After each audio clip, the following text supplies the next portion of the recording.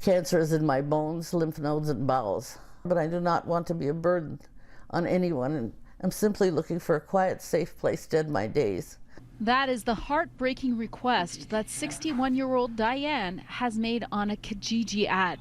Posted a few days ago, Diane asks where can she go to die, peacefully and quietly.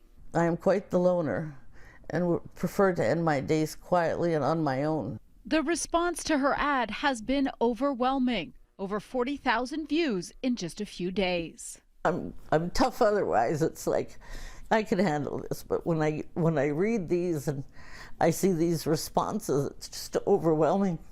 I never expected that. Diagnosed with stage 4 cervical cancer late last year, Diane has been given just a few months to live.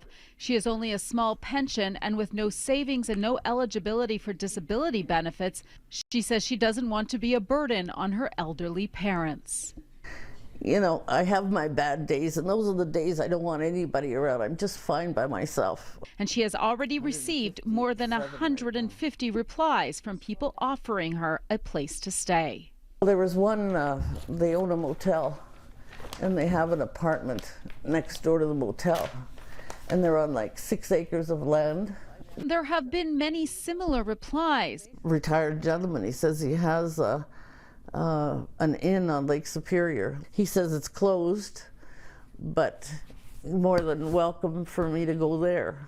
Some offering space in their own homes. But not wanting to be a burden, Diane is looking for somewhere she can be alone. Once it gets to the point that I can't move and I'm not self-sufficient, at that point I've told them, and I have paperwork here, that I'll go into a hospice and end it there.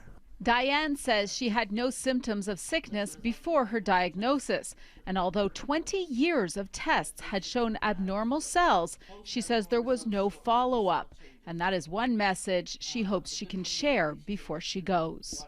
The point is they don't, because the doctors say come back in 6 months, we'll check it, and if it's abnormal again, that's the same thing they say. Well, we'll do further checking, give her an ultrasound, let her, check them out. The overwhelming part of this, of course, for Diane is that she does want to answer every single email that she's received. She'll be spending the next few days doing that and actually hopes to select a place to move to within the next few weeks. In Ajax, Audra Brown, City News.